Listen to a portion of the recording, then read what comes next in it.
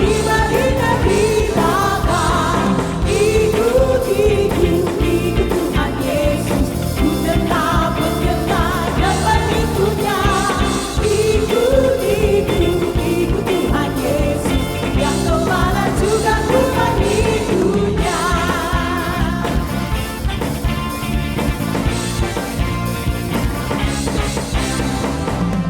Mau jalan dengan juru selamatku, di lembah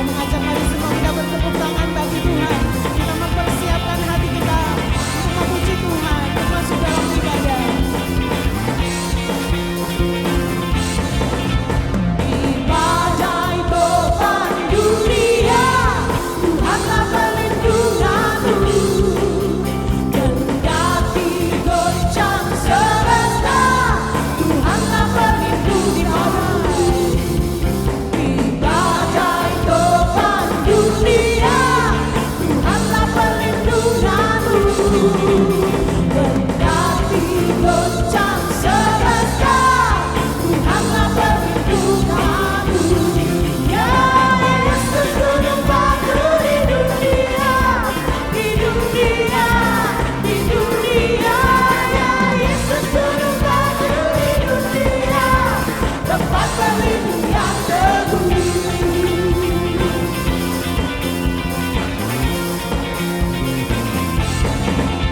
Baik siang maupun malamnya, Tuhanlah perlindunganku.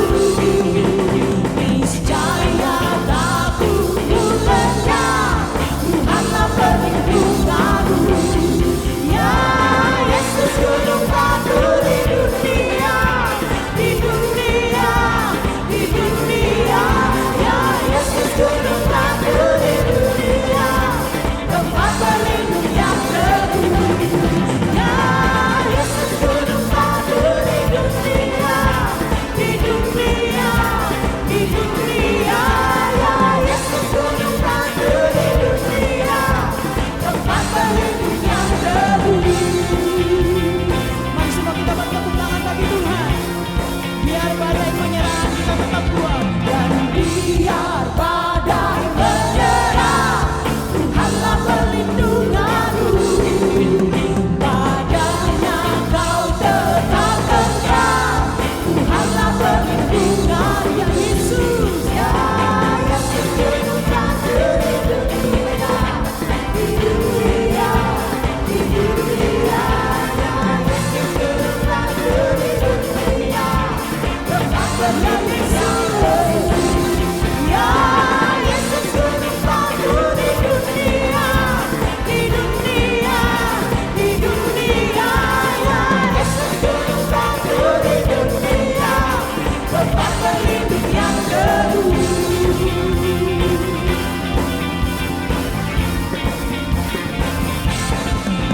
Di badai topan dunia, Tuhanlah perlindunganku.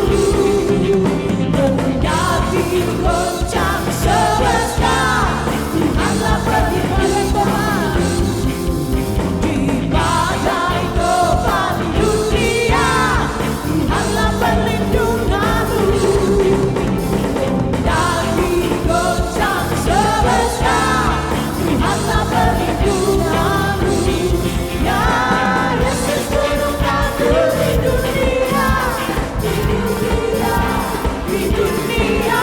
Ya Yesus gunung batu di dunia, tempat berlindung yang teguh.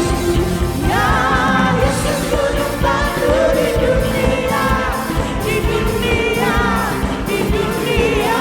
Ya Yesus gunung batu di dunia, tempat berlindung yang teguh.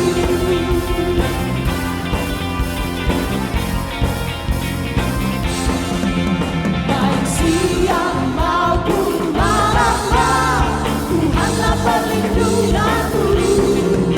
Niscaya takutku lenyap, Tuhanlah perlindunganku. Ya Yesus gunung batu di dunia, di dunia, di dunia. Ya Yesus gunung batu di dunia, tempat berlindung yang teguh. Ya Yesus gunung batu di dunia, di dunia, di dunia. Ya Yesus gunung batu di dunia, tempat berlindung yang teguh.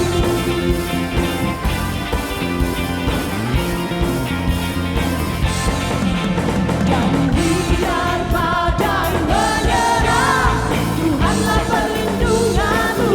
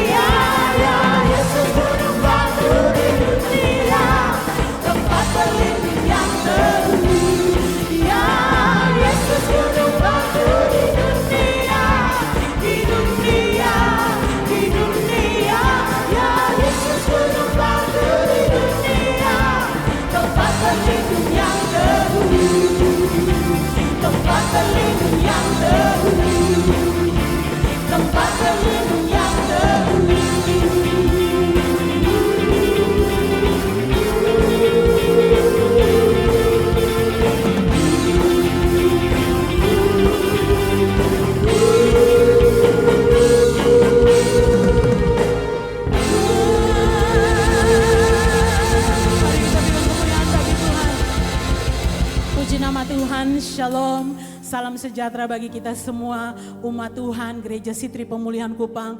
Ini adalah ibadah online Gereja Sitri Pemulihan Kupang. Inilah hari yang dijadikan Tuhan bagi kita semua untuk datang memuji dan menyembah Tuhan. Oleh sebab itu mari kita pergunakan waktu yang ada untuk sungguh-sungguh di hadirat Tuhan, mencari wajah Tuhan, untuk datang dan menyembah Tuhan pada hari ini. Mari semua sama-sama kita membaca ayat penuntun kita yang terambil dalam Mazmur 27 ayat yang keempat dan kelima. Sama-sama kita membacanya dengan suara yang keras. Satu hal telah kuminta kepada Tuhan, itulah yang kuingini, diam di rumah Tuhan seumur hidupku, menyaksikan kemurahan Tuhan dan menikmati baiknya. Sebab ia melindungi aku dalam pondoknya pada waktu bahaya, ia menyembunyikan aku dalam persembunyian di kemahnya, ia mengangkat aku ke atas gunung batu. Mari semua kita tundukkan kepala di hadirat Tuhan. Masing-masing kita tenang di hadirat Tuhan. Masing-masing kita mengarahkan hati kita kepada Tuhan. Kami datang kepadamu Tuhan hari ini, bersyukur untuk semua kebaikan Tuhan. Kami bersyukur sebab kami menyembah Engkau Allah yang besar. Kami bersyukur sebab Engkau Allah El Shaddai. Sebab Engkau Allah yang menjaga kami Tuhan. Engkaulah tempat persembunyian kami Tuhan. Engkau meluputkan kaki kami dari bahaya. Sepanjang minggu Engkau menjaga kami Tuhan Yesus. Dan hari ini adalah hari yang terbaik. Kami duduk di kaki-Mu dan menyembah Engkau Tuhan dan Raja kami. Terima kasih Tuhan. Kami menyerahkan ibadah kami pada hari ini ke dalam tangan-Mu Tuhan. Biarlah ibadah ini berkenan kepadamu Tuhan. Menjadi dupa yang berbau harum di hadapan-Mu Tuhan Yesus. Sebab hanya ini yang dapat kami persembahkan kepadamu Tuhan. Yaitu ibadah kami yang sejati di hadirat-Mu Tuhan. Di dalam nama Bapa dan Putra dan Roh Kudus. Di dalam nama Tuhan Yesus Anak Allah yang hidup. Kami persembahkan ibadah kami ke hadirat-Mu. Haleluya. Amin. Sambil terus kita menjaga hadirat Tuhan, mari sama-sama kita datang kepada Tuhan dan kita katakan, kami hidup karena anugerah-Mu Tuhan. Kami hidup karena belas kasihan-Mu Tuhan. Tidak ada satupun yang dapat kami banggakan selain hanya Engkau Tuhan. Mari sama-sama saya jemput Bapak Ibu bangkit berdiri. Semua kita yang ada di rumah kita masing-masing, kita bangkit berdiri dengan menghormati Tuhan. Mari kita nyanyikan pujian ini dengan sungguh-sungguh di hadirat Tuhan. Ku hidup karena anugerah-Mu, tiada satupun dapat ku banggakan, semua karena cinta-Mu. Ini hidupku, pimpin jalanku, kasih-Mu mengubah hidupku. Kau memilih kami Tuhan. Kau selamatkan kami Tuhan. Semua karena cinta-Mu. Cinta-Mu. Ini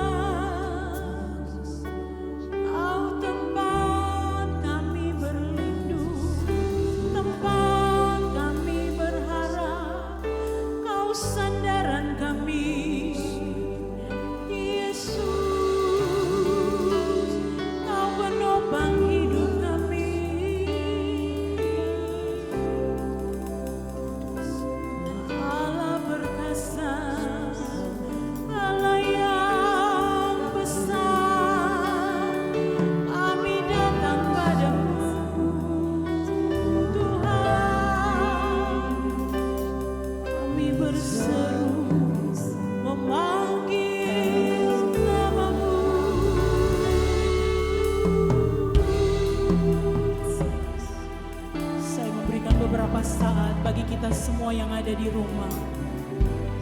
Mari naikkan ucapan syukurmu kepada Tuhan. Katakan, Engkau perlindungan kami Tuhan. Engkau menara kekuatan Tuhan. Engkau tempat perlindungan kami Tuhan. Engkau yang meluputkan kami dari segala wabah penyakit Tuhan. Haleluya, haleluya. Engkau yang ada di rumah, jangan berdiam diri. Mari semua naikkan pujian bagi Tuhan. Haleluya. Kami bersyukur, kami memuji-Mu Tuhan. Kami tinggikan Engkau, kami muliakan Engkau. Hadirat-Mu Tuhan, hadirat-Mu Tuhan. Angkat tanganmu dan sembah Tuhan. Angkat tanganmu dan tinggikan namanya. Haleluya,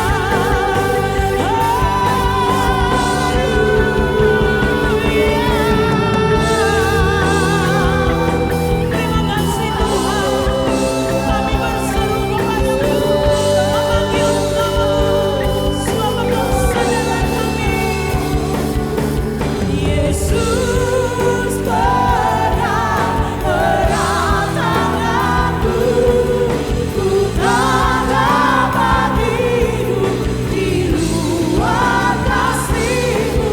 Bapa, jangan tinggalkan aku, Engkau alasan. Ini seruan kami di hadirat Tuhan.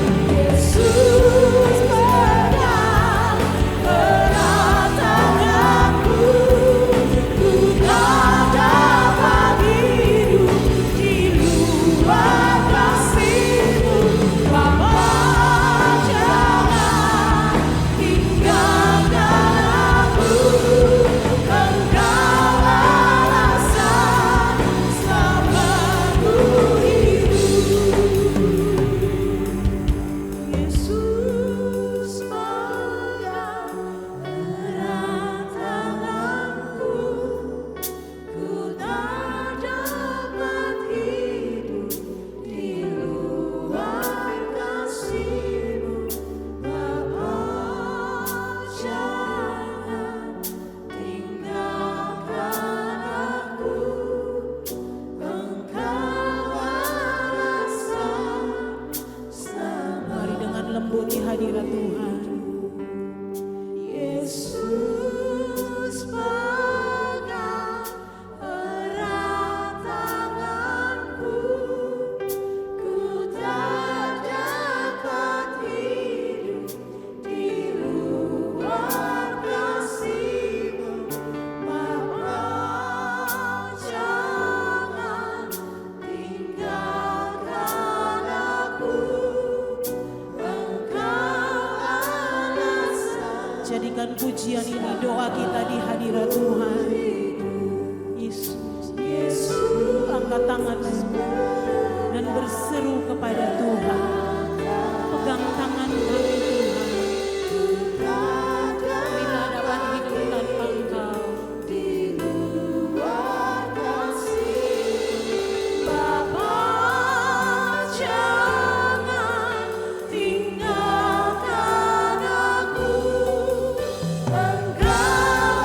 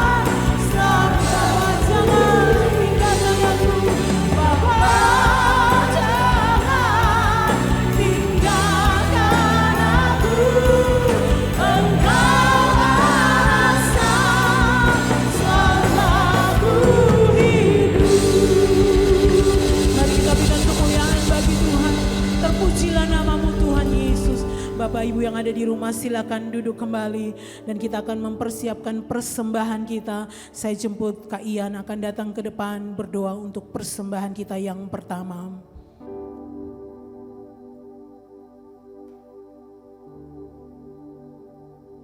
Mari kita berdoa.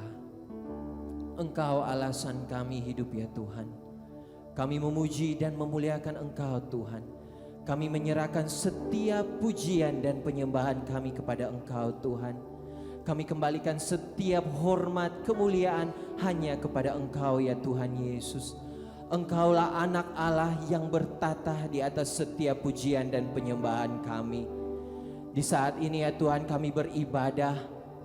Terlepas dari di mana kami beribadah ya Tuhan, kami mau menghampiri tahta kasih-Mu dengan penuh ucapan syukur. Dan saatnya kami akan memberikan persembahan kami. Tuhan berkati dan urapi persembahan kami, karena kami mau memberi dengan ucapan syukur.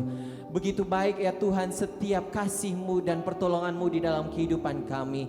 Jika di masa-masa sulit ini ya Tuhan, kami tetap ada dan beribadah kepada Engkau Tuhan. Karena kami percaya Engkaulah Tuhan satu-satunya jawaban dan harapan kami ya Bapa. Bapa yang berada dalam kerajaan sorga, dengan hati penuh ucapan syukur kami mau memberi persembahan kami. Terimalah persembahan kami ya Bapa. Di dalam nama Tuhan Yesus, Tuhan dan Juru Selamat kami datang dan berdoa mengucap syukur. Haleluya, amin. Puji nama Tuhan. Baik, kami persilahkan Bapak Ibu untuk membawa korban persembahan, perpuluhan, misi dan pembangunan di rumah kita masing-masing, dan kemudian akan dibawa ke rumah Tuhan melalui cara dan keterangan yang ada di layar Bapak Ibu saudara-saudari. Selamat memberi, Tuhan Yesus memberkati.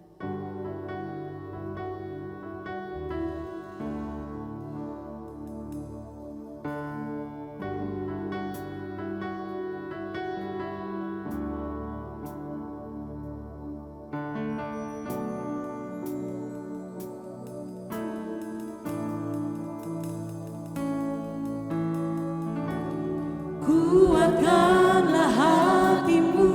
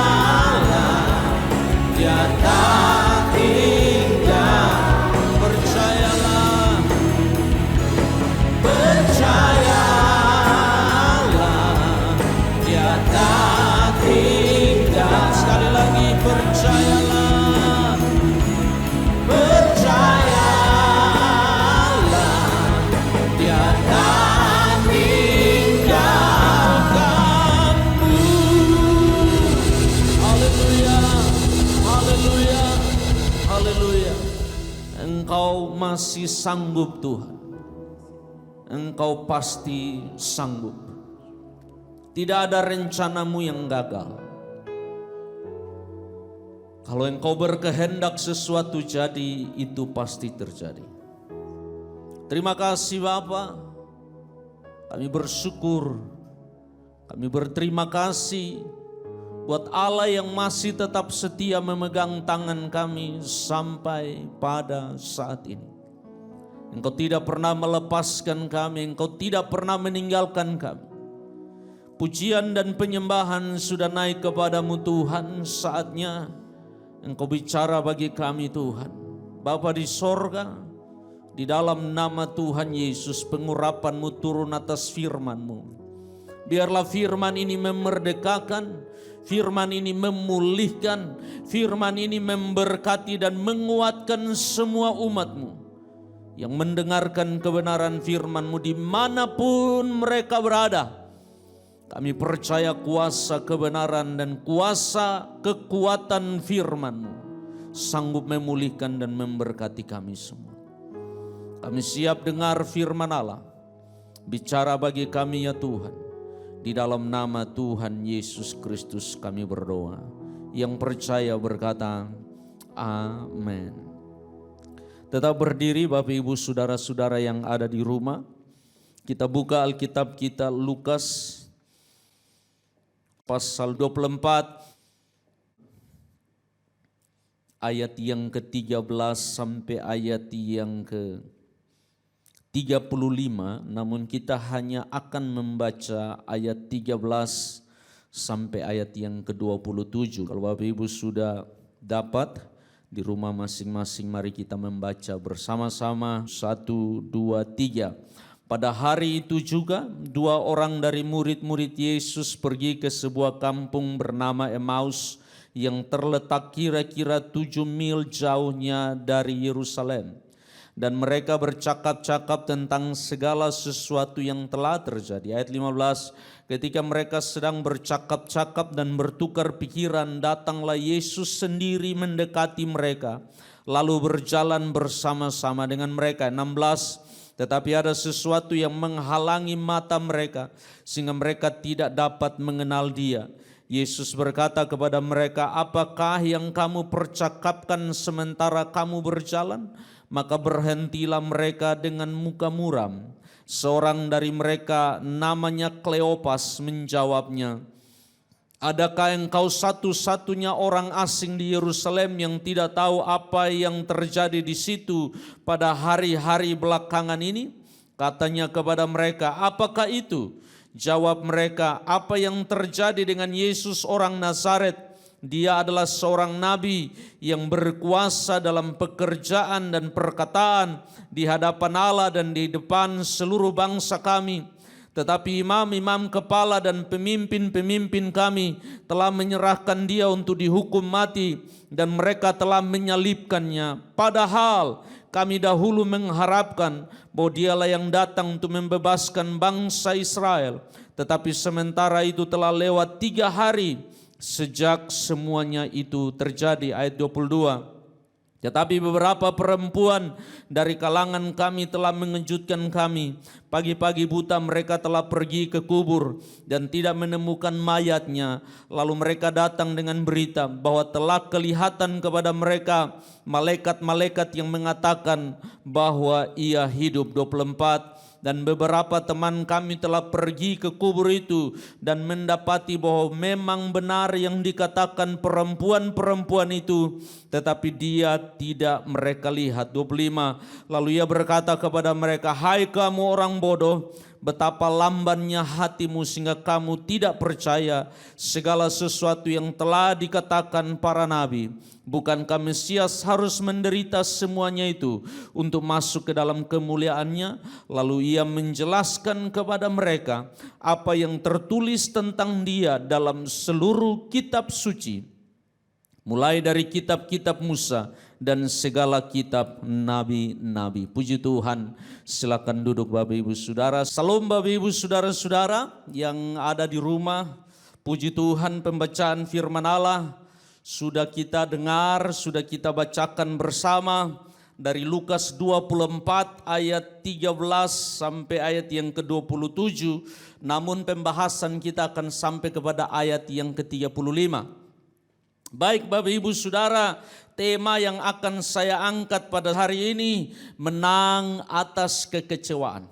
Menang atas kekecewaan. Nah Bapak Ibu Saudara, kekecewaan adalah bagian dari kehidupan. Siapapun saudara dan saya, kekecewaan adalah realita, kenyataan yang tidak bisa dihindari.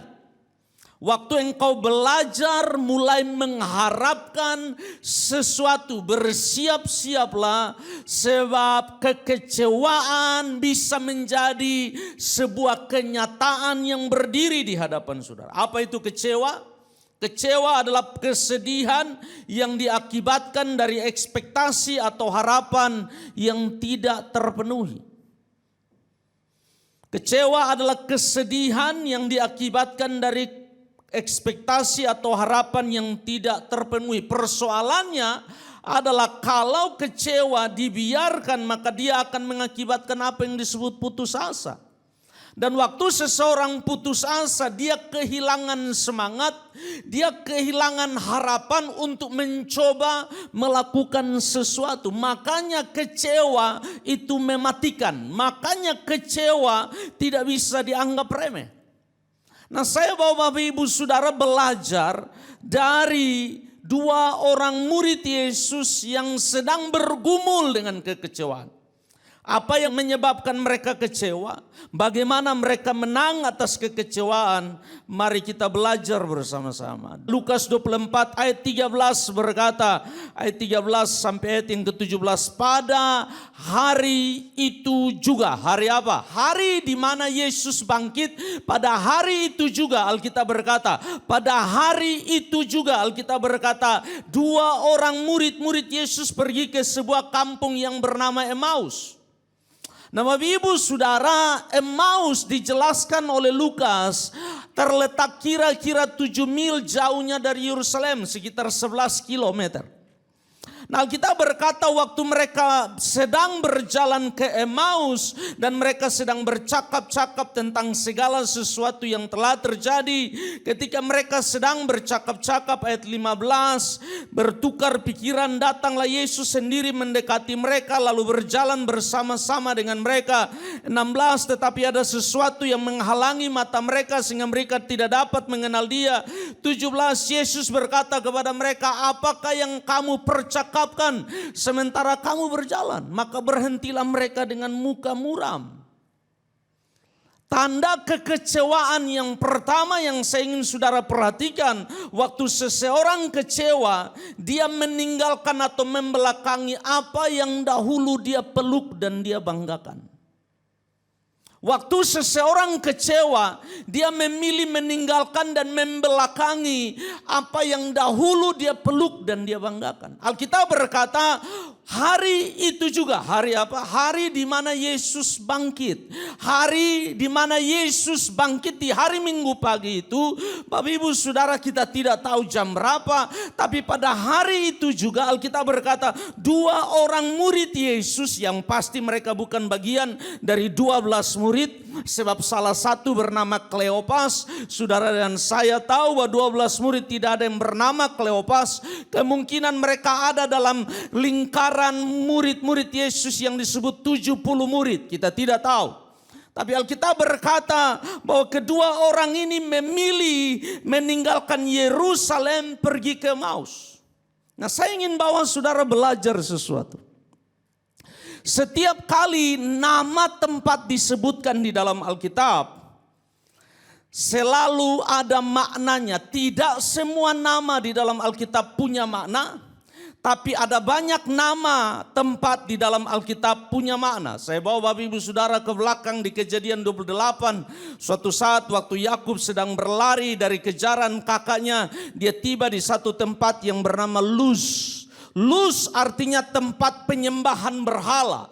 Luz berarti tempat di mana pemujaan terhadap penyembahan berhala atau kepada dewa-dewa dilakukan. Waktu dia sampai di sana, Alkitab berkata dia lelah, dia menaruh batu, dia tidur di atas batu itu. Malam itu dia bermimpi. Alkitab berkata dia bermimpi ada tangga yang ujungnya satu di bumi dan satu sampai ke langit. Dan dia melihat malaikat naik turun dari bumi ke langit, dari langit ke bumi. Lalu dia mendengar Allah bicara kepada dia, "Akulah Allah dari nenekmu Abraham dan bapamu Ishak." Yang kedua Tuhan bilang, "Aku akan menyertai engkau." Yang ketiga dia bilang, "Engkau akan kembali ke tanah ini." Alkitab berkata waktu Yakub bangun dari tempatnya dia bilang, "Wow, betapa dahsyat tempat ini." Dan akibatnya waktu dia berjumpa dengan Tuhan, dia bilang tempat ini bukan tempat sembarangan. Tempat ini adalah pintu gerbang sorga. Lalu dia mengganti nama Luz yang artinya tempat penyembahan berhala menjadi apa yang disebut Bet-El yang artinya rumah Allah. Jadi ada makna bagi nama tempat. Tidak sembarang biasanya penulis Alkitab menaruh nama dari sebuah tempat di dalam Alkitab selalu ada makna. Bethlehem berarti rumah roti. Yerusalem berarti kota damai. Yerusalem atau Salaim.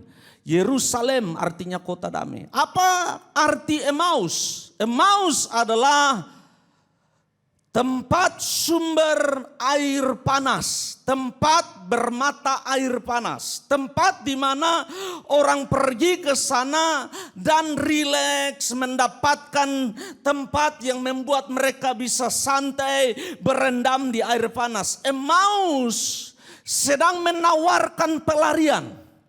Emmaus sedang menawarkan sebuah tempat di mana mereka membelakangi Yerusalem dan berjalan menuju Emmaus. Bapak Ibu Saudara, saya waktu merenungkan ayat ini, saya bertanya, seberapa pentingnya Kleopas dan temannya sampai Yesus memilih berjumpa dengan mereka?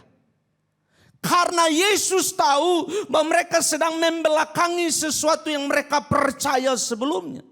Karena Yesus tahu bahwa mereka sedang meninggalkan, membuang apa yang mereka peluk sebelumnya. Dan mereka berkata, "Saya lupakan apa yang pernah terjadi. Saya ingin kembali kepada apa yang dunia bisa tawarkan. Kenikmatan apa yang dunia bisa tawarkan." Dalam titik inilah Tuhan datang berjumpa dengan mereka. Waktu orang kecewa, mereka akan meninggalkan apa yang mereka percayai dan mereka peluk. Yang kedua, Alkitab berkata, waktu seseorang kecewa akan ada apa yang disebut komplain atau keluhan. Ayat 14 dan 15 berkata, sambil mereka berjalan, mereka mengeluh, mereka bercakap-cakap, mereka berdiskusi. Bahasa Yunaninya jelas bilang begini, mereka sedang bertukar pikiran dan melibatkan emosi di dalamnya. Jadi mereka tidak sekedar ngomong, mereka sedang melibatkan emosi di dalam percakapan dan diskusi mereka.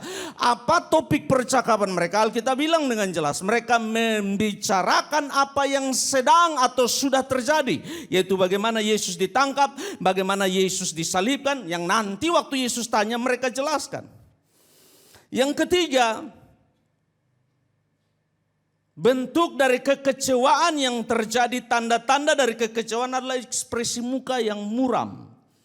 Ayat yang ke-17, waktu Yesus bertanya kepada mereka apa yang sedang kamu percakapkan, Alkitab berkata maka berhentilah mereka dengan muka muram. Kekecewaan selalu keluar dalam ekspresi wajah. Alkitab berkata wajah mereka muram. Dari sini jelas bahwa kedua murid ini sedang kecewa. Kedua murid Yesus ini sedang bergumul dengan kekecewaan. Dan dalam pergumulan ini Bapak Ibu Saudara, kita lihat Yesus dengan luar biasa manis. Yesus mencoba mengorek alasan mengapa mereka kecewa. Ayat 18, waktu Yesus tanya kepada mereka apa yang terjadi. Seorang dari mereka yang namanya Kleopas menjawabnya, adakah engkau satu-satunya orang asing di Yerusalem yang tidak tahu apa yang terjadi di situ pada hari-hari belakangan ini? Katanya kepada mereka, apakah itu? Jawab mereka, apa yang terjadi dengan Yesus orang Nazaret? Nah, saya ingin saudara tangkap ini.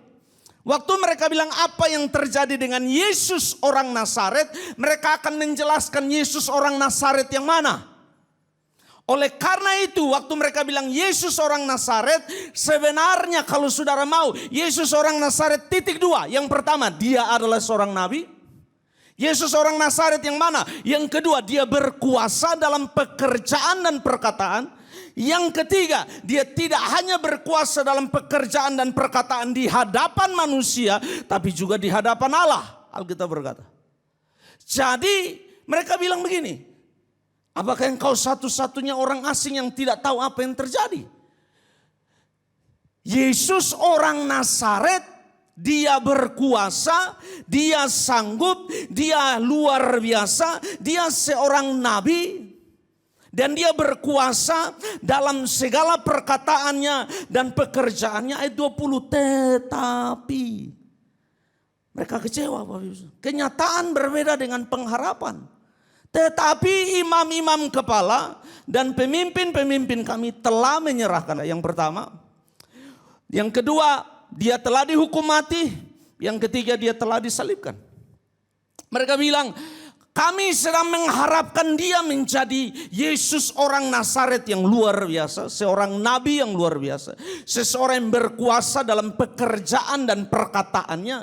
Seseorang yang tidak hanya punya pengaruh dan kuasa di hadapan manusia, tapi juga di hadapan Allah. Kami sangat berharap dia menjadi Mesias yang kami nantikan. Tetapi mereka bilang, pemimpin-pemimpin kami, imam-imam kepala telah menyerahkannya. Dia dihukum mati dan telah menyalibkannya. Saya tidak akan pergi ke sana. Dua murid ini bilang begini, Roma tidak ada urusan dengan ini. Yang salah adalah pemimpin bangsa kami. Para imam yang menyerahkan, para imam yang menghukum, para imam yang menyalibkan. Mereka bilang, tangan Roma dipakai, tapi sebenarnya ini keputusan para imam. Jadi mereka bilang, para imam, para pemimpin agama menyerahkan dia untuk dihukum mati. 21, ayat 21. Padahal, Bapak Ibu Saudara, padahal kami dahulu, Bapak Ibu Saudara, mengharapkan. Mengapa mereka kecewa? Sebab ternyata kenyataan berbeda dengan pengharapan. Alkitab bilang, padahal kami dahulu mengharapkan bahwa dialah yang datang untuk membebaskan bangsa Israel. Nah, saudara harus mengerti, pemahaman mereka tentang Mesias berbeda dengan pemahaman atau apa yang Yesus mau jelaskan tentang Mesias. Pemahaman mereka tentang Mesias adalah pemimpin revolusi melawan Roma dan membebaskan bangsa Israel dari cengkraman Romawi. Tapi Yesus sedang mau menunjukkan kepada mereka bahwa Mesias sesungguhnya akan melepaskan mereka dari cengkraman dosa, bukan hanya cengkraman Romawi. Nah, Bapak Ibu Saudara, ayat 21, padahal kami dahulu mengharapkan bahwa dialah yang datang membebaskan bangsa Israel. Tetapi, ayat 21, sementara itu telah lewat 3 hari sejak semuanya itu terjadi. Dengan kata lain, Kleopas dan temannya bilang, kami kecewa. Kecewa. Mengapa seseorang kecewa, Bapak Ibu Saudara? Sebab pengharapan berbeda dengan kenyataan. Nah, Bapak Ibu Saudara, saya ingin saudara belajar ini baik-baik. Apakah hari ini kekecewaan sedang merayap masuk di hidup saudara? Sedang merayap masuk di hati saudara? Sedang merayap masuk di jiwa saudara? Sebab ternyata mimpi, harapan, angan-angan, rencana, ternyata kerinduan, keinginan yang dalam, rencana yang sudah rapi yang kau susun, ternyata berbeda dengan kenyataan yang sekarang berdiri di hadapan saudara.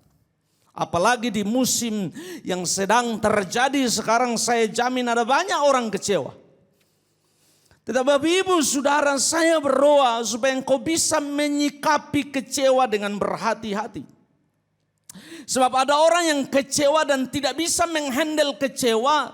Lalu yang bisa dia lakukan adalah lari menghindari masalah. Lari menghindari kenyataan. Berusaha menutupinya. Sedangkan jauh di dalam hatinya dia sedang kecewa. Nah, mari kita berpikir secara real.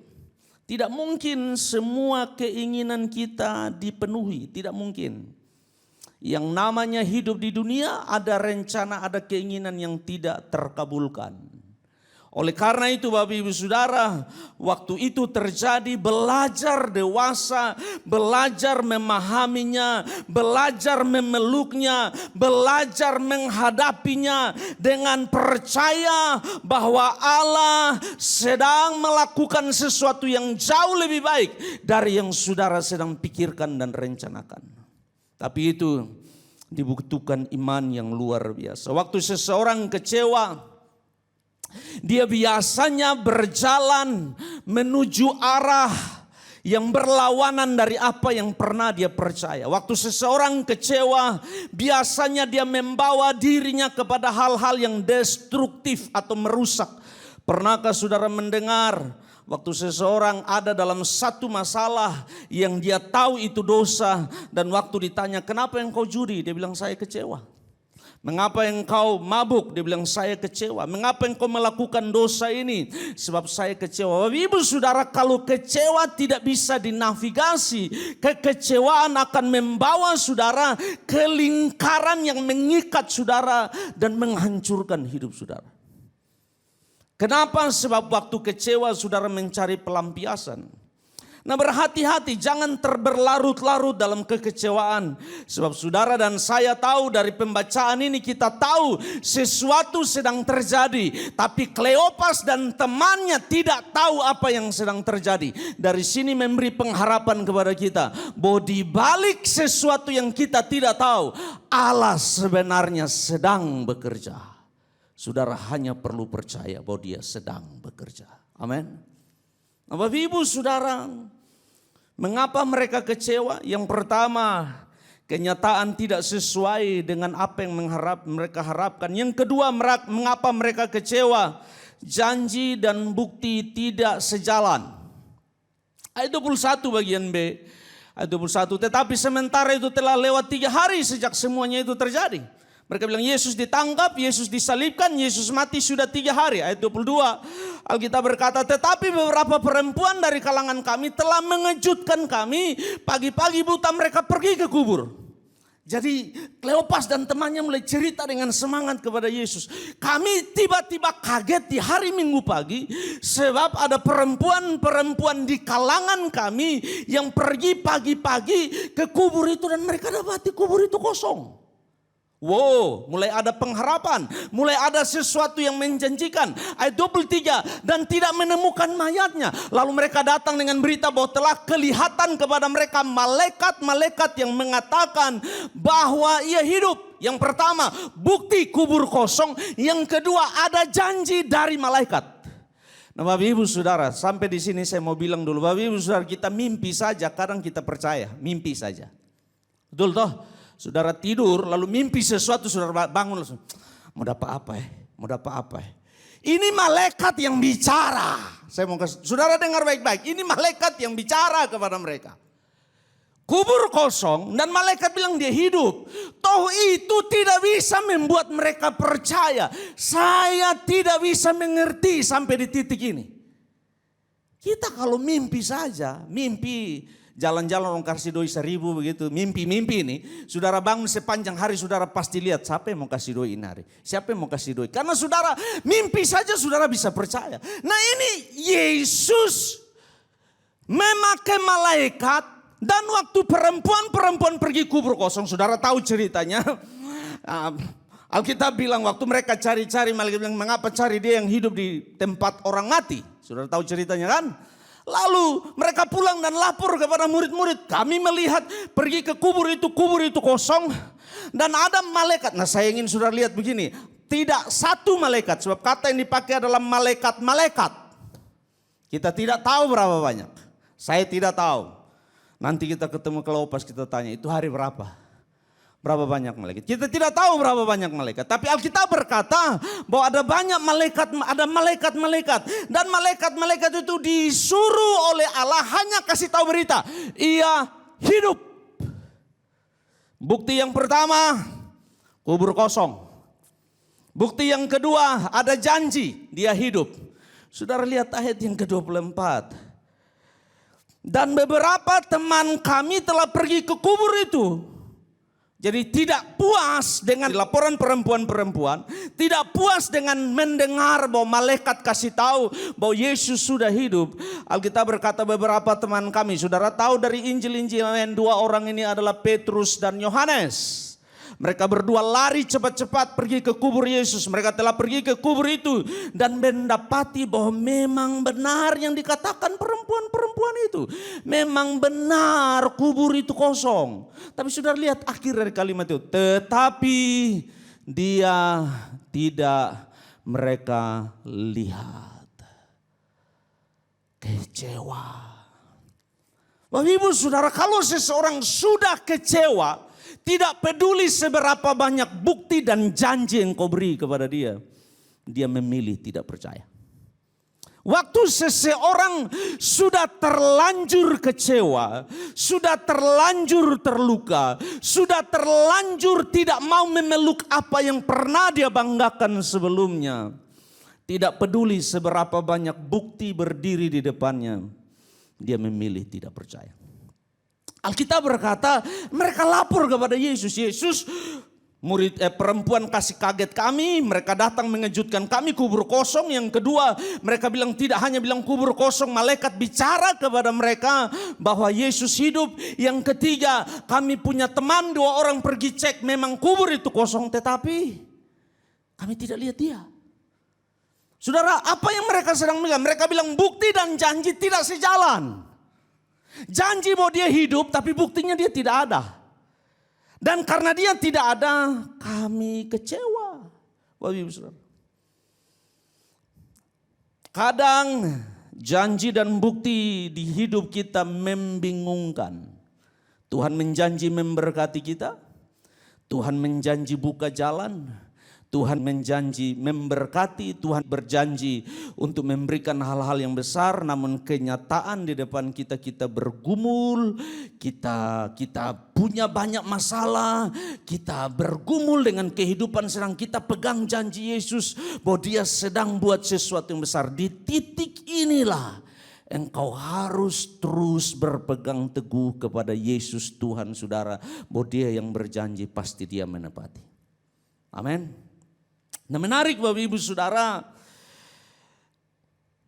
dalam keadaan ini mereka kecewa. Dua penyebab sudah kita bahas, sedangkan sekarang kita masuk bagaimana kekecewaan mereka dipulihkan. Bagaimana kekecewaan mereka dipulihkan. Ayat 25 sampai 26. Lalu ia berkata kepada mereka, hai kamu orang bodoh, betapa lambannya hatimu sehingga kamu tidak percaya segala sesuatu yang telah dikatakan para nabi. 26. Bukankah Mesias harus menderita semuanya itu untuk masuk ke dalam kemuliaannya? Yang pertama, pemulihan terhadap hati yang kecewa harus dimulai dari hati. Yesus bilang kepada mereka, hai kamu orang bodoh, betapa lambannya hatimu. Nah, Yesus tidak sedang bicara kebodohan pada level intelektual atau derajat pendidikan, tidak. Yesus sedang bilang bahwa hatimu lamban, hatimu tidak peka, hatimu tidak tajam memahami hal-hal rohani. Hatimu lamban memahami apa yang selama ini Yesus coba singkapkan, Yesus coba bukakan, Yesus coba jelaskan kepada mereka. Selama 3,5 tahun Yesus hidup dengan murid-muridnya, dia jelaskan berulang-ulang bahwa anak manusia harus mati, dia harus diserahkan ke tangan orang berdosa, dia harus mati, tapi dia akan bangkit kepada hari yang ketiga. Bahkan itu tidak bisa mereka tangkap sebab hati mereka lamban. Jawaban bagi hati yang kecewa, jawaban bagi pemulihan, bagi kehidupan yang kecewa harus dimulai dari hati. Tuhan bilang betapa lambannya hatimu. Akibat hati yang lamban, ayat 25, sehingga kamu tidak percaya segala sesuatu yang telah dikatakan para nabi. Karena hatimu lamban, karena hatimu tidak bisa memproses, karena hatimu tidak peka, karena hatimu tidak tertarik kepada hal-hal rohani. Nah, saya mau bilang, saya tidak bawa saudara ke belakang. Setiap kali Yesus ngomong bahwa anak manusia harus mati, dia harus diserahkan ke tangan orang berdosa, dia akan dikuburkan, bangkit pada hari yang ketiga. Murid-murid langsung berkata, tidak bisa. Itu bukan Mesias yang kami mau.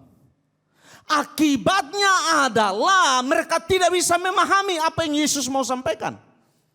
Sebab mereka menolak ide pemahaman yang Yesus mau mereka tangkap.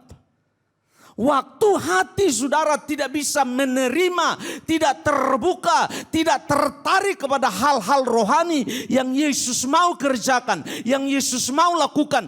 Pengajaran hal-hal rohani yang dalam yang Yesus mau beri, engkau selalu tolak. Sebab engkau sudah datang dengan pemahamanmu dahulu, bahwa engkau mau dia harus berjalan seperti ini. Nah, itu akan ada clash pemahaman. Engkau tidak akan bisa mengerti apa yang Yesus mau, kecuali engkau menanggalkan pemahamanmu dan memeluk apa yang Yesus mau engkau mengerti. Yang percaya bilang, amin. Selama 3,5 tahun Yesus ngomong kepada mereka terus. Anak manusia akan ditangkap dan diserahkan ke tangan orang berdosa. Anak manusia akan mati, tapi anak manusia akan bangkit. Dan mereka selalu menolak itu. Tidak bisa, itu bukan Mesias yang kami mau. Karena mereka menolak pemahaman rohani yang Yesus sedang mau mereka terima.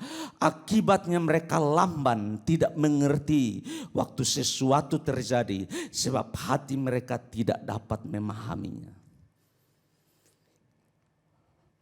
Jelas Yesus marah, Bapak Ibu Saudara. Yesus marah. Di titik ini Yesus dengan keras menegur mereka. Hai kamu orang bodoh, Yesus bilang. Dia tidak sedang bicara intelektual dalam derajat pendidikan atau gelar. Dia sedang bicara hati yang tidak terbuka. Hati yang keras. Hati yang menolak waktu Yesus menyodorkan sesuatu yang baru. Waktu Yesus memberikan sesuatu yang baru. Kita datang dengan sesuatu yang sudah ada di kepala kita. Dan kita tidak mau menerima waktu Yesus mau menjelaskan sesuatu yang baru kepada kita. Di titik itulah Bapak Ibu Saudara, Yesus bilang hatimu lamban, tidak bisa tangkap. Bapak Ibu Saudara, jelas Yesus marah. Sebab Yesus menjelaskan pakai semua. Mulai dari perjanjian lama dia sudah jelaskan. Dia sudah berjanji berulang-ulang selama pelayanannya. Buktinya kubur kosong, malaikat bicara. Dan semua bukti dipakai. Namun itu tidak bisa membuat mereka percaya bahwa Yesus bangkit. Mereka kecewa. Pemulihan harus dimulai dari hati. Saya ulang sekali lagi. Pemulihan harus dimulai dari hati. Kalau hari ini engkau sedang bergumul, Tuhan pulihkan hidup saya, engkau harus berani menyerahkan hatimu kepada Yesus. Kalau hari ini engkau berdoa, Tuhan pulihkan masa depan saya, pulihkan rencana hidup saya, pulihkan segala sesuatu yang sedang ada dalam hidup ini. Engkau harus berani membuka hati menerima apa yang Yesus mau di hidupmu. Buka hatimu, mulai belajar percaya, mulai belajar mempercayai Tuhan. Sebab Yesus bilang, akibat hati yang lamban, engkau tidak mempercayai apa yang Yesus mau sampaikan. Nah, saya ingin saudara belajar ini baik-baik. Walaupun bukti kelihatan tidak mendukung, walaupun kenyataan berbanding terbalik dengan pengharapan saudara, saudara harus memilih percaya bahwa Yesus sedang bertindak, dia sedang bekerja, dan dia sedang buat rencana yang lebih baik dari yang kau tahu. Yang percaya bilang amin. Yang percaya bilang amin. Engkau walaupun bukti berdiri di hadapanmu terbalik, walaupun kenyataannya pahit, walaupun situasinya berat, engkau harus belajar memahami dan percaya bahwa Allah saya sedang melakukan sesuatu yang besar di hidup saya. Bahwa Allah saya sedang melakukan jauh lebih besar dari yang sanggup saya doakan dan saya minta. Bahwa Allah saya Sanggup buka pintu waktu kelihatan tidak ada pintu, waktu kelihatan tidak ada jalan. Yang kedua, bagaimana pemulihan terjadi? Yang kedua, terima firman Allah yang hidup di hidup saudara. Ayat 27, lalu ia menjelaskan kepada mereka apa yang tertulis tentang dia. Saya ulang. Lalu ia menjelaskan kepada mereka apa yang tertulis tentang dia dalam seluruh kitab suci. Dimulai dari kitab Musa dan segala kitab para nabi. Dengan sederhana, Lukas bilang begini, Yesus buka ulang dari Kejadian sampai Maleaki hanya untuk menjelaskan semua tentang Mesias dan Yesus. Waktu Yesus bilang kitab Musa, waktu Lukas bilang kitab Musa itu bicara 5 kitab perjanjian lama yang pertama, Pentateuk. Kejadian, Keluaran, Imamat, Bilangan, Ulangan. Waktu Lukas bilang segala kitab nabi, itu berarti setelah Ulangan dan ke belakang semua sampai Maleaki. Yesus satu. Bapak Ibu Saudara, pantas Yesus marah. Yesus bilang, kan kotong sekuliah ini barang 3,5 tahun. Masa kotong harus ulang lagi? Padahal ini ujian, harusnya su terima ijazah. Masa kita ujian ulang lagi, kita belajar ulang lagi, buka ulang lagi. 1 tambah 1, 2, 2 tambah 2, 4. Itu bayangkan saudara, Yesus marah dan Yesus dengan keras menegur mereka. Tapi dia dengan sabar mengajar mereka kembali. Itu Tuhan saudara dan saya. Yang percaya bilang, amin. Dia keras mendidik saudara. Tapi dia dengan sabar menuntun saudara di dalam jalan kebenaran itu. Alkitab berkata Yesus jelaskan segala sesuatu tentang Yesus mulai dari seluruh kitab suci. Seluruh kitab suci, jarang bicara perjanjian lama. Waktu itu perjanjian baru belum eksis. Belum ada perjanjian baru. Yang ada adalah perjanjian lama seluruhnya. Dan Bapak Ibu Saudara, Yesus menjelaskan semua itu. Mereka sendiri bersaksi, ayat 32. Kata mereka seorang kepada yang lain, ayat 32. Kata mereka seorang kepada yang lain, bukankah hati kita berkobar-kobar ketika ia berbicara dengan kita di tengah jalan. Dan ketika ia menerangkan kitab suci kepada kita. Saya lalu bertanya, apakah 3,5 tahun hati tidak berkobar? Oh, jawabannya karena mereka punya pemahaman yang lain. Yang berbeda dengan apa yang Yesus mau ajarkan kepada mereka. Waktu seseorang datang kepada firman Allah. Dengar khotbah, dengar firman Allah, baca firman Allah. Sudah punya preconception di pikirannya. Maka susah bagi orang itu untuk menerima sesuatu yang baru dari Tuhan. Kenapa? Sebab dia datang dengan pemikiran bahwa dia sudah tahu sesuatu. Dan itu masalahnya antara orang Farisi dan ahli Taurat. Sebab mereka tidak bisa menerima waktu Yesus mengajarkan sesuatu yang baru kepada mereka. Sebab mereka datang dengan preconception. Mereka datang dengan konsep yang sudah ada. Dan mereka tidak mau diubahkan konsep itu. Dan Yesus harus mengajar ulang ini 2 orang. Bapak Ibu Saudara, pasti Yesus marah. Yesus bilang, ih sadiki lah ini. Tapi dia tahu bahwa hati mereka lamban. Dan Yesus harus mengajar ulang bukan. Dan waktu Yesus mengajar saya, Bapak Ibu Saudara, waktu hati seseorang terbuka. Waktu hati orang terbuka dan haus akan firman Allah. Bapak Ibu Saudara, firman akan masuk dan mendapati tanah hati itu subur. Disitulah benih iman tumbuh dan kehidupan orang itu dipulihkan. Yang percaya bilang, amin. Engkau harus belajar menerima firman. Jangan datang menerima dan menghadapi firman Allah. Jangan datang mendengar khotbah dengan preconception yang sudah ada di otak saudara, di kepala saudara. Dan saudara menolak menerima sesuatu yang baru yang Tuhan mau ajarkan. Kalau itu terjadi, engkau tidak bisa menerima apa yang Tuhan mau engkau pelajari. Persoalan yang dihadapi oleh 2 orang ini adalah itu. Konsep mereka tentang Mesias beda dengan konsep Yesus tentang Mesias. Dan saudara tahu bukan hanya mereka berdua. Mereka berdua adalah wakil dari semua murid yang kecewa waktu itu. Bahkan para penafsir berkata cerita penampakan Yesus dalam perjalanan 2 murid ke Emmaus adalah cerita yang paling indah, yang paling kuat dari semua cerita, dari semua narasi penampakan Yesus kepada murid-muridnya. Kenapa? Sebab semua penampakan Yesus digabungkan, disimpulkan, diperas, dikumpulkan dalam satu cerita perjalanan ke Emmaus. Sedang bicara satu poin saja, hati yang lamban dan tidak mengerti. Itu saja. Bapak Ibu Saudara, waktu mereka menerima firman Allah, Alkitab berkata, hati mereka berkobar-kobar. Saya berdoa di musim yang luar biasa berat ini, di musim rapuh, dalam keadaan kecewa dan kebingungan, saya berdoa, saudara tidak membelakangi firman Allah.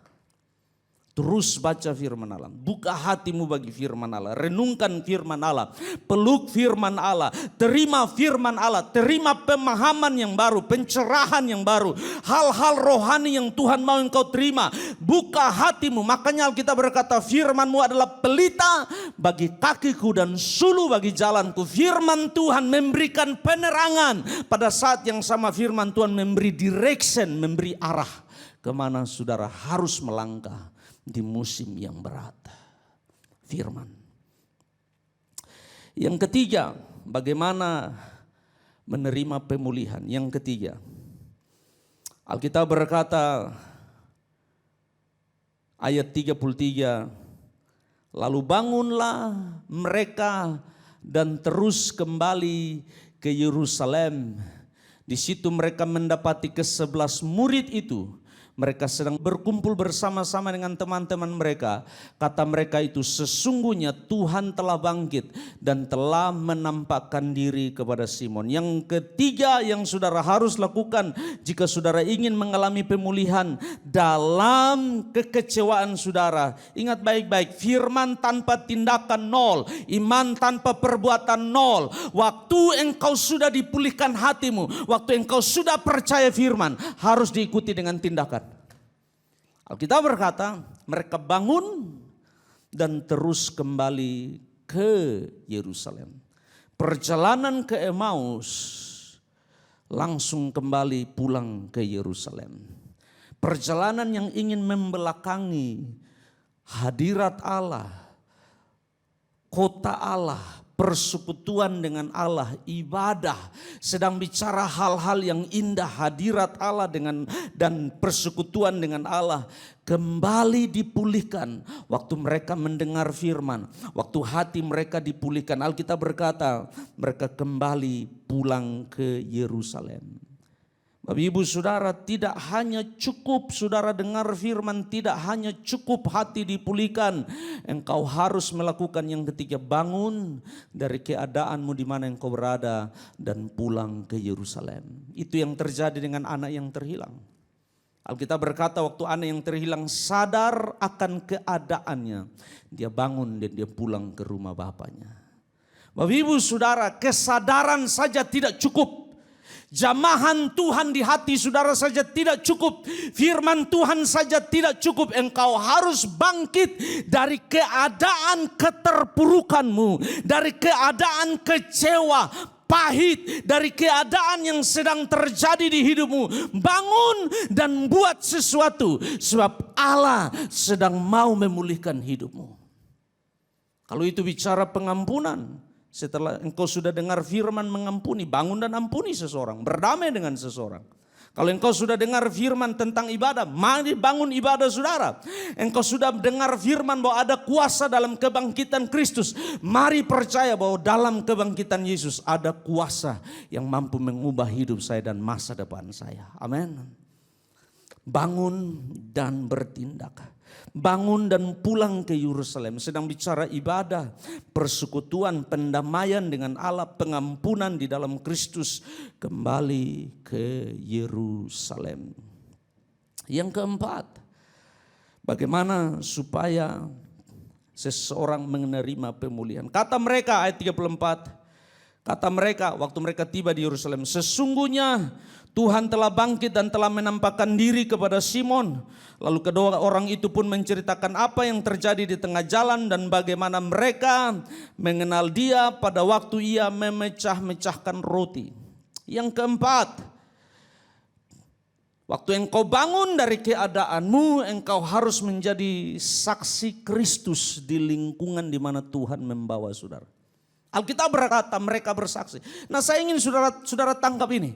Bayangkan ini Bapak Ibu Saudara. Dari keadaan kecewa, dari keadaan membelakangi Yerusalem, mereka tidak hanya pulang ke Yerusalem, sampai di Yerusalem mereka menjadi saksi. Mereka lah yang menjadi orang yang berkobar-kobar, bersemangat, bercerita bahwa Yesus sudah bangkit. Kami berjumpa dengan dia, sesungguhnya benar Yesus sudah bangkit. Mereka menceritakan encounter, perjumpaan dengan Yesus di jalan itu. Bagaimana Yesus menjelaskan firman kepada mereka. Bagaimana Yesus duduk makan dengan mereka. Bagaimana waktu Yesus memecahkan roti bersama dengan mereka. Dan mata mereka terbuka dan mereka melihat bahwa itulah Yesus.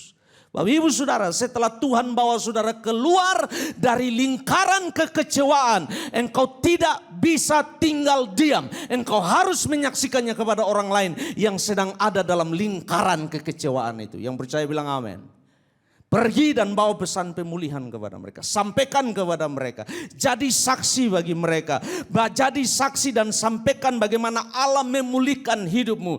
Bagaimana transformasi dan pemulihan yang luar biasa yang sedang Tuhan kerjakan di hidupmu. Dari seseorang yang kecewa, yang pahit, yang bingung, yang stres, yang frustrasi. Tidak tahu apa yang harus saudara lakukan. Menjadi seseorang yang berpengharapan. Seseorang yang punya iman, seseorang yang menatap hari esok dengan berani. Saksikan kepada semua orang dan kepada lingkungan di sekelilingmu. Sebab ada banyak orang yang perlu dengar cerita saudara, supaya mereka tahu bahwa keluar dari kekecewaan adalah mungkin bagi orang yang percaya kepada kuasa kebangkitan Kristus. Amin.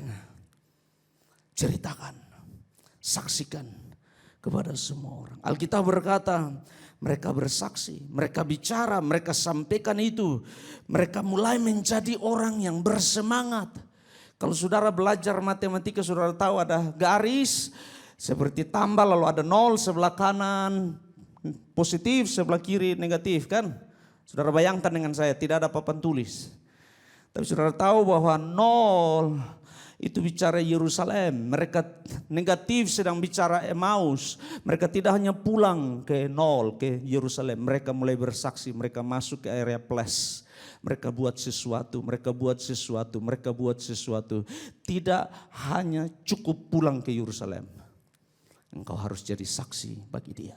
Yang percaya bilang, amin. Jadi saksi. Tidak cukup engkau menikmati pemulihan itu bagi dirimu sendiri.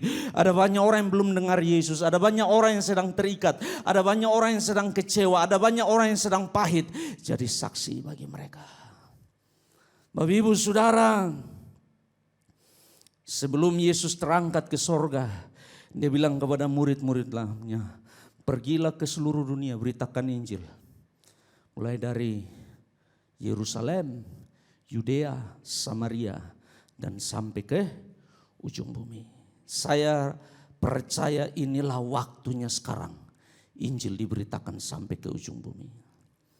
Dan saya mau saudara terlibat di dalamnya. Fokus menjadi alatnya Tuhan untuk memberitakan, menyaksikan, menyampaikan tentang Yesus kepada banyak orang. Bagaimana seseorang dipulihkan? Dimulai dari hati. Bagaimana seseorang dipulihkan? Dibutuhkan firman. Bagaimana seseorang dipulihkan? Harus bangun, harus bangkit, perlu tindakan. Bagaimana seseorang dipulihkan? Dia mengubah identitasnya dari seorang yang kecewa menjadi saksi bagi Kristus. Kalau engkau melakukan itu dalam hidupmu, engkau pasti mengalami hal-hal besar yang Allah sedang mau sediakan bagi saudara. Benar ada kekecewaan, benar ada pergumulan, benar ada masalah. Tapi bersama Yesus kita punya hari esok. Tuhan Yesus memberkati Bapak Ibu Saudara-saudara. Amin untuk firman Allah. Saya undang Bapak Ibu Saudara bangkit berdiri dan kita akan menyanyikan sebuah lagu. Hidup ini adalah kesempatan.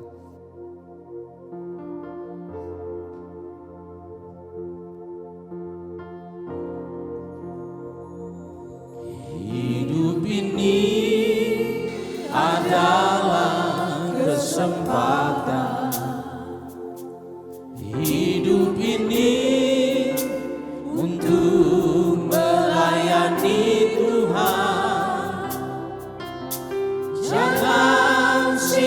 sia-siakan waktu yang Tuhan beri.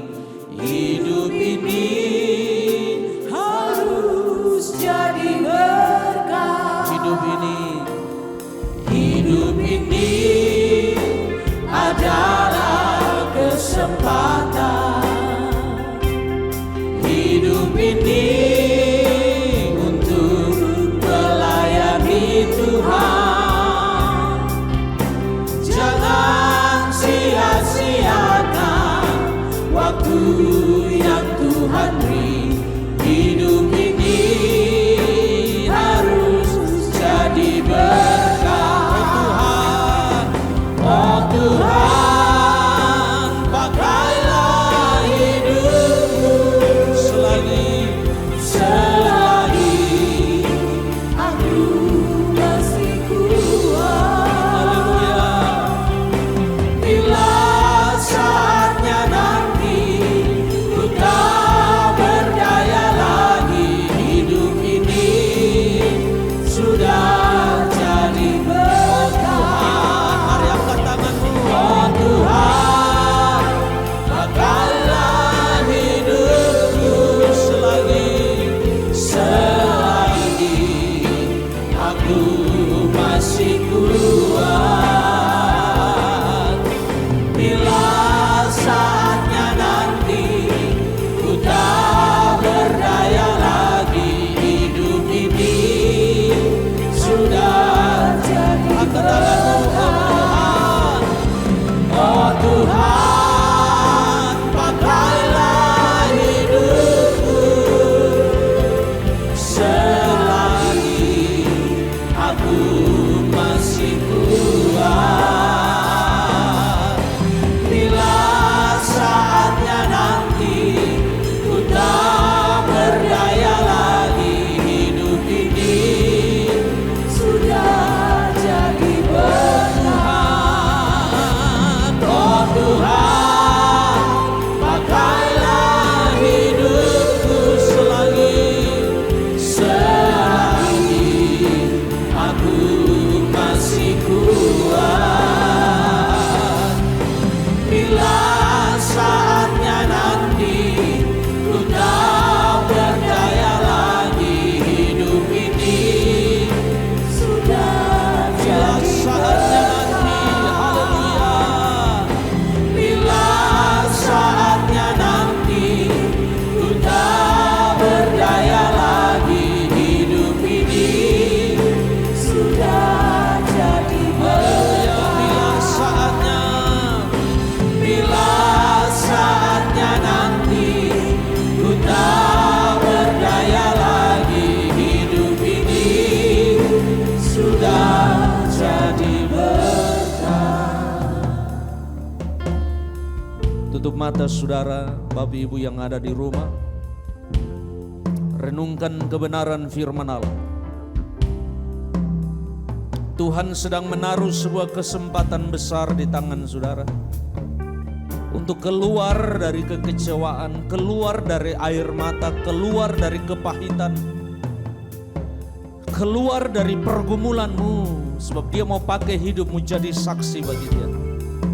Dia ingin engkau pergi memberitakan kuasa kebangkitan Kristus kepada banyak orang. Dia mau pakai hidupmu di konteks, di area, di keadaan di mana saudara berada. Maukah hari ini engkau berkata, Tuhan, ampuni saya terikat dengan kekecewaan, saya dibutakan dengan kekecewaan dan kepahitan. Saya kecewa kepada Engkau, saya merasa pahit terhadap Engkau. Saya merasa Engkau tidak adil dan tidak menolong saya, dan itu mengurung, memenjarakan hidup saya. Saya tidak bisa melihat masa depan dengan cerah. Saya tidak bisa melihat rencana-rencanamu, sebab hati saya lambat memahami apa yang sedang Engkau kerjakan di hidup saya. Komplain keluar, sungut-sungut keluar dari mulut saya. Akibatnya saya semakin terpuruk dalam kekecewaan, kepahitan, ketakutan. Tapi hari ini saya dengar firman Allah, Yesus saya sudah bangkit. Dan Yesus sedang menjamin kemenangan, menjamin pemulihan. Itu harus dimulai dari hati. Itu harus dimulai dengan firman. Itu harus dimulai dengan tindakan. Itu harus dimulai dengan saya mau jadi saksi bagi Kristus. Kalau saudara yang ada di rumah atau dimanapun yang mendengar firman Allah ini, dan engkau berkata, saya mau hati saya dipulihkan. Saya mau hati saya paham, hati saya tajam, hati saya terbuka kepada hal-hal rohani. Saya tidak menolak hal-hal yang Allah mau saya pahami dan mengerti. Saya datang dengan terbuka di hadapan Tuhan, membiarkan Dia mengajar, membiarkan Dia membentuk, membiarkan Dia mendewasakan saya. Saya membuka hati bagi firman Allah, firman yang mendewasakan, firman yang mengajar, firman yang menuntun, firman yang mengarahkan saya. Saya mau bertindak, saya mau keluar dari keterpurukan ini. Saya mau keluar dari kekecewaan ini, saya mau keluar dari kepahitan ini. Saya mau keluar dari musim ini dan berkemenangan di dalam Engkau. Saya mau jadi saksi bagi Engkau. Kalau itu saudara yang ada di rumah berkata saudara mau mengalami pemulihan dari Yesus. Saat ini saya ingin berdoa bagi Bapak Ibu Saudara, dimanapun saudara berada. Kalau saudara mau didoakan, letakkan tangan kanan di atas hatimu atau tangan kiri di atas hatimu. Buka yang satunya di hadapan Allah sebagai tanda, Tuhan saya butuh Engkau, saya perlu Engkau. Saya butuh pemulihan. Saya mau keluar dari musim ini berkemenangan. Saya mau keluar dari keadaan ini menang. Saya mau jadi saksi, jadi alatmu. Kalau itu saudara, angkat tanganmu di hadapan Tuhan. Hidup ini adalah kesempatan. Hidup ini adalah kesempatan. Haleluya. Hidup ini untuk melayani Tuhan. Jangan sia-siakan waktu yang Tuhan beri. Hidup ini harus jadi Sekali lagi,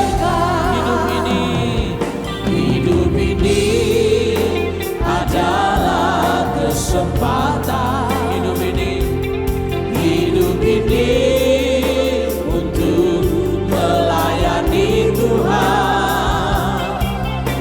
Jangan sia-siakan waktu yang Tuhan beri.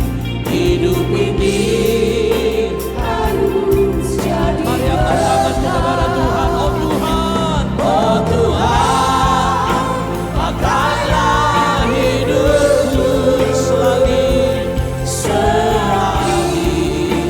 aku masih kuat. Bila saatnya nanti ku tak berdaya lagi, hidup ini sudah jadi Tuhan. Oh Tuhan, pakailah hidupku selagi aku masih kuat. Bila saatnya nanti ku tak berdaya lagi, hidup ini sudah jadi. bila saatnya nanti, Bila saatnya nanti ku tak berdaya lagi, hidup ini sudah jadi. bila saatnya nanti, haleluya. Bila saatnya nanti ku tak berdaya lagi, hidup ini sudah jadi berkah. Beri kemuliaan bagi Tuhan, haleluya, haleluya. Kami angkat tangan di hadapan-Mu Tuhan. Hamba-Mu yang menyampaikan firman Allah ikut angkat tangan. Kami mau jadi berkat, kami mau jadi alat, kami mau jadi saksi. Kami tidak mau terikat, terbelenggu dengan kenyataan yang kelihatannya berbanding terbalik dengan pengharapan kami. Kami mau keluar dari musim ini. Kami mau memandang kepada Yesus yang sudah bangkit. Mempercayai semua janji-janji Tuhan. Mengingat kembali semua janji-janji firman-Mu di hidup kami. Kami tidak mau melepaskan firman-Mu. Justru di musim inilah kami butuh firman. Firman yang meneguhkan, firman yang menguatkan, firman yang mengajar, firman yang menjadi fondasi iman kami.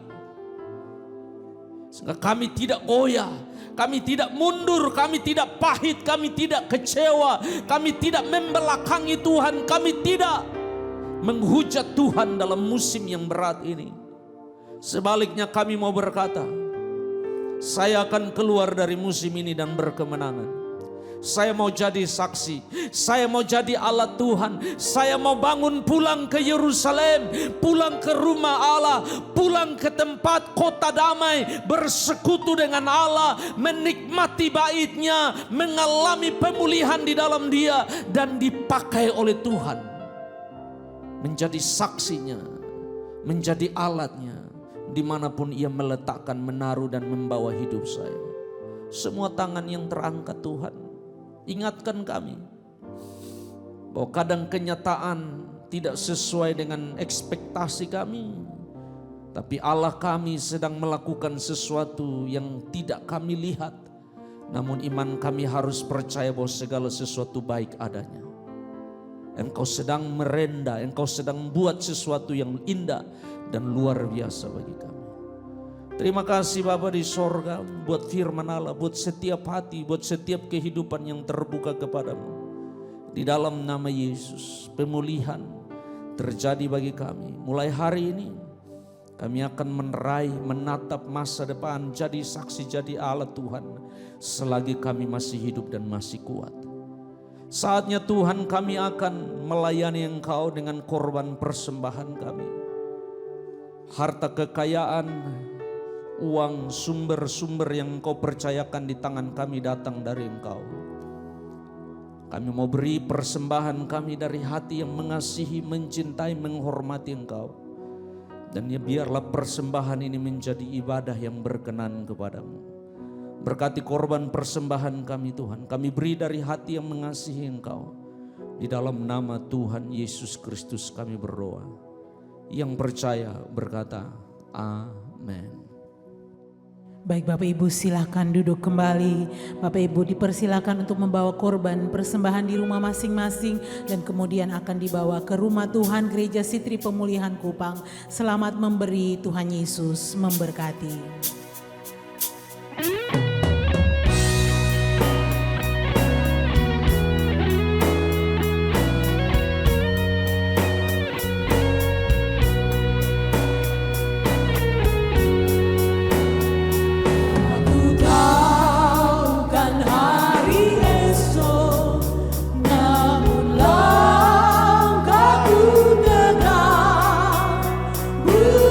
Surya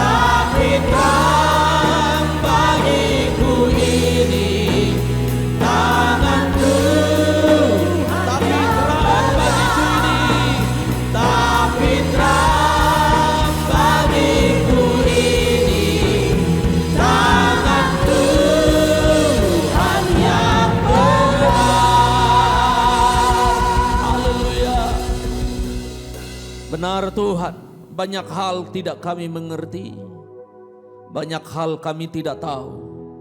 Tapi kami tahu satu hal pasti, Engkau pegang hari esok. Kami tahu satu hal pasti, bahwa Engkau tidak pernah tinggalkan kami. Kami tahu satu hal pasti, bahwa Engkau sedang bekerja. Engkau sedang aktif melakukan perkara-perkara ajaib dan besar yang tidak kami pahami, yang tidak kami mengerti. Tapi iman berkata bahwa Allah sedang melakukan sesuatu. Terima kasih Bapa buat ibadah yang luar biasa ini. Biarlah kami disegarkan, dikuatkan, diberkati, dipulihkan di dalam ibadah ini Bapa. Sebelum kami kembali ke rumah tangga kami, sebelum kami kembali ke aktivitas kami, sebelum kami mengerjakan hal-hal yang perlu kami lakukan, kami minta perlindungan Tuhan bagi semua kami di dalam nama Yesus Kristus Tuhan. Perlindungan Tuhan bagi semua jemaat, bagi semua umat Tuhan, siapapun yang mendengar dan mengikuti ibadah online ini di dalam nama Tuhan Yesus. Perlindungan Allah turun atas umat-Mu dari wabah virus corona yang sedang merebak ini di dalam nama Yesus. Perlindungan Allah ada atas kami. Kami berdoa buat bangsa dan negara kami Indonesia, sekali lagi di dalam nama Yesus. Pemulihan, pertolongan ada atas bangsa kami. Bapa, lihat pandang bangsa kami di dalam nama Yesus. Tolong bangsa kami. Kami berdoa buat pemimpin-pemimpin bangsa kami, dari yang tertinggi Bapak Presiden, wakil dan seluruh jajarannya diberkati, diurapi, dipakai oleh Tuhan, dilindungi oleh Tuhan. Pemimpin provinsi kami, Bapak Gubernur, wakil dan seluruh jajarannya diberkati, dipimpin, disertai oleh Tuhan. Bapak Wali Kota, wakil dan seluruh jajarannya, para bupati dan wakil bupati di seluruh kabupaten di Provinsi NTT diberkati, dijagai, dilindungi, diberikan hikmat, diberikan strategi, diberikan kekuatan dari Tuhan untuk menolong kami umat-Mu menghadapi musim yang berat ini, bersama-sama keluar dari musim ini dan menang bersama Engkau. Kami berdoa buat semua penderita, baik ODP maupun PDP dari virus corona ini Tuhan, dimanapun berada, di rumah sakit, dimanapun, di dalam nama Yesus Engkau urapi, Engkau sembuhkan, Engkau tolong Tuhan. Di dalam nama Yesus semua tenaga medis, semua dokter, perawat, di dalam nama Yesus TNI, Polri dan semua yang bertugas di garis depan menolong di musim yang sulit ini. Bapa, Engkau berkati, Engkau tolong, Engkau lindungi, Engkau jagai Tuhan. Kami berdoa buat umat-Mu yang harus mengalami dampak dari virus corona ini dalam usaha, pekerjaan, bisnis, pendidikan, rencana-rencana kehidupan mereka. Bapa, di dalam nama Yesus Engkau beri kekuatan, Engkau beri perlindungan. Jemaat Tuhan yang sakit, apapun sakit penyakitnya, di dalam nama Yesus sembuh oleh bilur dan darah-Mu. Kalau ada di antara kami yang baru pertama kali mendengar tentang Yesus hari ini melalui ibadah online ini, di dalam nama Yesus biar hati kami terbuka, kami menerima firman Allah, kami mengaku Yesus sebagai Tuhan dan Juru Selamat, dan kami menerima keselamatan kekal di dalam Yesus. Kami berdoa buat gereja kami Sitri Pemulihan Kupang dengan segala kebutuhan, dengan segala pergumulan, pembangunan gereja, pembayaran sewa dan gedung, dan pembelian tanah gereja di dalam nama Yesus. Tuhan tolong berkati gereja-Mu, dan biarlah pergumulan dan kebutuhan gereja-Mu terjadi, diberkati di dalam pertolongan Tuhan. Kami berdoa memberkati semua jemaat yang setia dalam korban-korban janji iman, pelayanan, dan semua yang diserahkan dalam bagi Tuhan. Di dalam nama Yesus Tuhan memberkati berlimpah-limpah. Umat Tuhan, ibadah kita telah selesai. Kedangkan tanganmu pandang kepada Yesus dan terima berkat Allah. Allah mengerahkan wajahnya kepada kita, menyinari kita dan memberi kita damai sejahtera. Diberkatilah hidupmu, diberkatilah rumah tanggamu, diberkatilah pernikahanmu, diberkatilah Anak-anak dan cucu-cucumu diberkatilah, buah kandunganmu di dalam nama Tuhan Yesus Kristus engkau diberkati. Diberkatilah bakulmu, diberkatilah ladangmu, ternakmu, sawah, diberkati usaha, bisnis, pekerjaan, diberkati di dalam nama Yesus apa yang dikerjakan tanganmu. Allah lindungi, Allah berkati, ada dalam perkenanan Tuhan. Diberkati pendidikan, cita-cita dan masa depanmu. Diberkati hidupmu mulai hari ini dan sampai selama-lamanya. Kiranya damai sejahtera Allah Bapa yang melampaui segala akal dan pikiran memelihara hati dan jiwa kita di dalam Yesus Kristus Tuhan. Kasih Kristus yang abadi tinggal bersama kita di dalam persekutuan, pengurapan, pengajaran, penghiburan kuasa Roh-Nya yang kudus tinggal menyertai kita sekalian mulai hari ini sampai Tuhan Yesus datang yang kedua kali. Semua berkat yang besar ini kita sambut dan terima di dalam nama Bapa dan Putra dan Roh Kudus, di dalam nama Tuhan Yesus Kristus. Yang percaya berkata amin. 1, 2, 3 Salam. Puji Tuhan, silakan duduk Bapak Ibu Saudara yang ada di rumah. Saya Gembala Gereja Sitri Pemulihan Kupang Pendeta Charles Besi mengucapkan selamat hari Minggu buat Bapak Ibu semua yang ada di rumah. Terima kasih untuk semua jemaat yang terus mendukung, mendoakan semua keluarga Allah, tubuh Kristus yang terus mengasihi, yang terus mendoakan pelayanan Gereja Sitri Pemulihan Kupang. Tuhan Yesus membalas, memberkati berlipat kali ganda.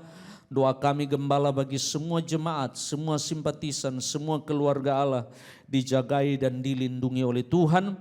Tetap jaga kesehatan, mentaati himbauan pemerintah dalam upaya pencegahan penyebaran virus corona. Segala hal yang berhubungan dengan pelayanan gerejawi akan disampaikan melalui WhatsApp grup jemaat gereja. Tuhan Yesus memberkati Bapak Ibu Saudara-saudara sekalian. 1, 2, 3 Salam. Badai topan dunia, Tuhanlah perlindunganmu. Kendati goncang semesta, Tuhanlah perlindunganmu. Di badai topan dunia, Tuhanlah perlindunganmu. Kendati goncang semesta, Tuhanlah perlindunganmu. Ya Yesus gunung batu di dunia, di dunia, di dunia. Ya Yesus gunung batu di dunia, tempat berlindung yang teguh.